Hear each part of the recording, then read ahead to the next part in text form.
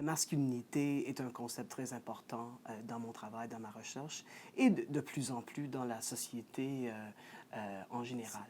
Donc, quand on parle de la masculinité, des normes dominantes de la masculinité, on parle de toute une constellation de traits typiques. Donc, c'est-à-dire la force physique, l'indépendance émotionnelle ou émotive, l'invulnérabilité, l'ambition. On parle aussi d'un homme qui est concurrentiel, qui aime la compétition.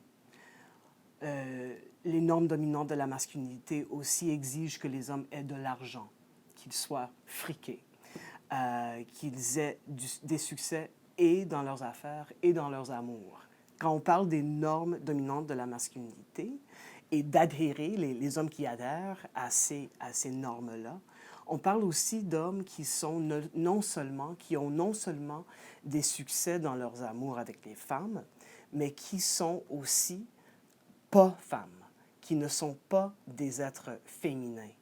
C'est très important. Au cœur même de la définition de la masculinité dans notre société, c'est vraiment cette espèce de rejet total de la féminité.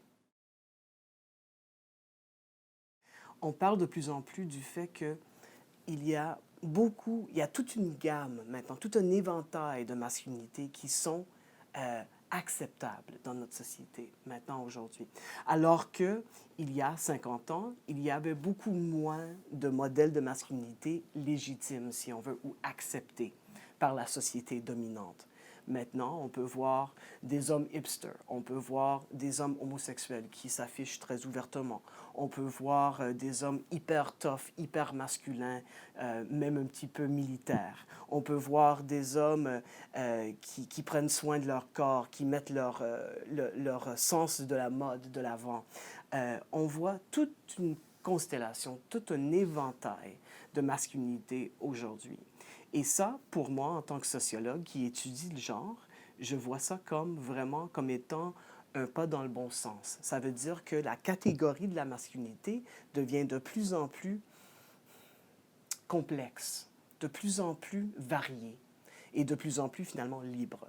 Je voudrais mentionner qu'il y a quand même un type de masculinité qui règne dans notre société, qui est considéré le type de la masculinité le plus valorisé. Et ça, c'est ce qu'on pourrait appeler la masculinité hégémonique. On peut aussi utiliser le terme l'hypermasculinité pour communiquer un petit peu la même chose. Mais quand on parle de masculinité hégémonique, on parle d'une masculinité qui est vraiment axée sur le pouvoir et la domination des autres, de soi et des autres.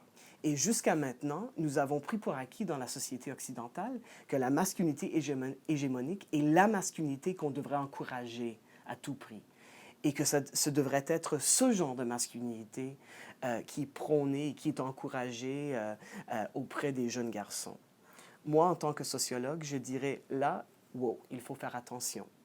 On devrait plutôt encourager les garçons et les hommes à adopter n'importe quel modèle de masculinité en autant que ça soit sain pour eux et pour les autres qui l'entourent. C'est quoi un corps d'homme?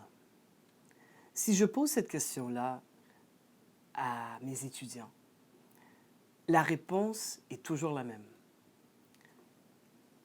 Un corps musclé, un corps fort, un corps grand, un grand corps imposant,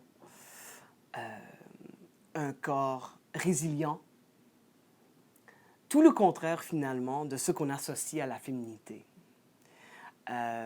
Et quand je dis ce qu'on associe à la féminité, c'est un point important parce que là, on est vraiment en train de parler de stéréotypes et de normes, pas de vérité. Même si la société occidentale a changé énormément au fil des dernières décennies, ça reste que notre définition d'un corps masculin est restée presque inchangée depuis ce temps-là.